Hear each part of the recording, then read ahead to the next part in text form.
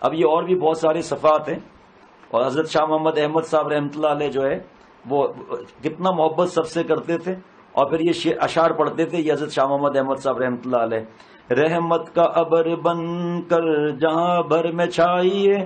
رحمت کا ابر بن کر جہاں بھر میں چھائیے، عالم یہ جل رہا ہے برس کے بجھائیے۔ بڑی تڑپ ہے نا دین پھیلانے کی، تو بادلوں میں پانی تو ہے ہی نہیں گناہوں کی وجہ سے، تو کیا برسیں گے؟ بادل تو وہ برسیں گے جس کے اندر اللہ تعالیٰ کی محبت ہو۔ رحمت کا ابر بن کر جہاں بھر میں چھائیے، عالم یہ جل رہا ہے برس کے بجھائیے،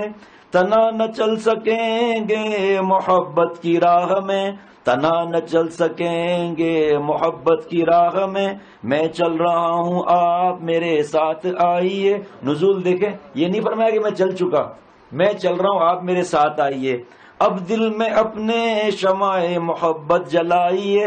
محبت تو ہے ہی نہیں دل میں اللہ کی، اب دل میں اپنے شمع محبت جلائیے، تاروں کی طرح رات کو پھر جگمگائیے، تاروں کی طرح رات کو پھر جگمگائیے، اللہ سے کچھ ایسا تعلق بڑھائیے جل جلالہ، اللہ سے کچھ ایسا تعلق بڑھائیے، سنتے ہی نام پاک پھر بس جھوم جائیے،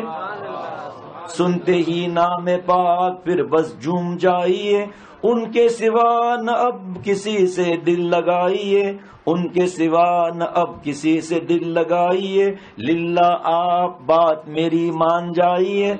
کیسا انداز ہے، اپنے بھائیوں کو حقیر بھی نہیں سمجھ رہے، للہ آپ بات میری مان جائیے۔ خلق نبی صلی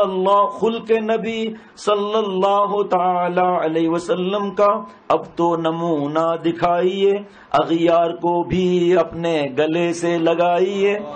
جو قریب آ رہے ہیں وہ کون سی بڑی بات ہے، ان کو گلے لگاؤ نا، اغیار کو بھی اپنے گلے سے لگائیے، مگر امرت کو گلے سے نہ لگائیے۔ ایسا نہیں اغیار امرت کو بھائی کیا حال ہے دین سیکھ لے بھائی، وہ چکنا لونڈا ہے اس کو پکڑ کے چپکایا ہوا ہے اور چھوڑ بھی نہیں رہا کہ باہر خطرہ زیادہ ہے، ابھی تجھے میں نہیں چھوڑ سکتا ورنہ کوئی اٹھا کر تجھے لے جائے گا۔ ہاں بلکہ شیخ نے تو کہا تھا کہ اغیار کو بھی اپنے گلے سے لگائیے۔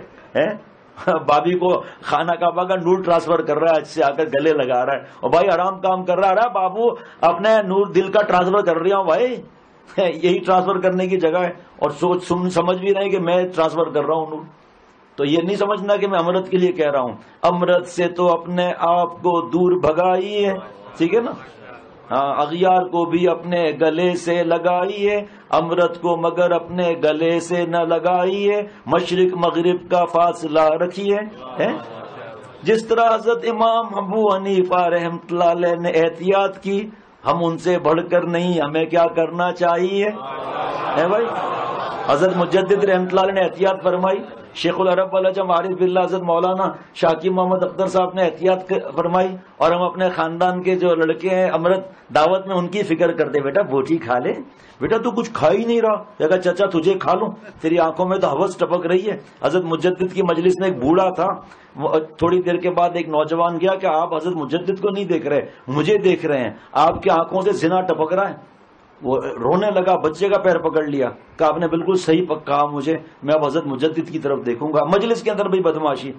یہ کیا کمال زندہ کو مردہ بنائیے، یہ کیا کمال زندہ کو مردہ بنائیے، بے شک کمال یہ ہے کہ مردے کو جلائیے۔ گناہوں کی وجہ سے مرا ہوا ہے، اللہ کا اس سیکھ کے ان کو بتائیں تو زندہ ہو جائیں۔ دنیا کو پھر کتاب محبت پڑھائیے، دنیا کو پھر کتاب محبت پڑھائیے، پروانہ بن کر خود کو شمع پر جلائیے، یعنی کہ اللہ کو ناراض نہیں کرنا چاہے موت آ جائے۔ دوزخ بنی ہوئی ہے دنیا آج کل، دوزخ بنی ہوئی ہے دنیا آج کل، آپ اس کو اپنے فیض سے جنت بنائیے۔ دنیا تڑپ رہی ہے جو عالم درد سے، جام شفا اسے بھی اب ضرور پلائیے، جام طہور پیجئے سب کو پلائیے، جام طہور پیجئے سب کو پلائیے، پیارے نبی کے دین پر سب کو چلائیے۔ جو چل رہا ہے گٹر لائن کی طرف اور دوزخ کی طرف، اور دوسروں کو کہہ رہا ہے چلو چلو چلو، تو وہ بھی تمہارے پیچھے دوزخ کی طرف ہی آئیں گے نا۔ گمراہ ہو رہے ہیں جو تاریک رات میں، گناہوں کی تاریک رات، گمراہ ہو رہے ہیں جو تاریک رات میں، مشل جلا کر راہ ہدایت دکھائیے، رحمت کا ابر بن کر جہاں بھر پر چھائیے، عالم یہ جل رہا ہے برس کر بجھائیے، تنا نہ چل سکیں گے محبت کی راہ میں چل رہا ہوں آپ میرے ساتھ آئیے۔ یہ تو 10% بھی نصیحت نہیں ہوئی جناب، بلکہ 1% بھی نصیحت نہیں ہوئی۔ اس لیے جس کو دین پھیلانا ہے وہ اپنے شیخ بنایا ہے جس کو، اس سے مشورہ کرو، ایک اختلافی بات نہیں کرنی ہے، ایک دین کے شعبے کے بارے میں زبان نہیں کھولنی ہے۔ جہاں جہاں دین کا شعبہ ہوگا، جہاں جہاں نیکی ہوگی، شیطان اور نفس وہاں پہنچے گا۔ ایسا نہیں ہے کہ جس شعبے میں پہنچے اور مولڈ بنا ہوا ہے جناب اولیاء صدیقین کی آخری سرحد تک پہنچ گئے ہم لوگ، آخری سانس تک، وَاعْبُدْ رَبَّكَ حَتَّىٰ يَأْتِيَكَ الْيَقِينُ، جب آخری سانس تک عبادت کرنی ہے تو آخری سانس تک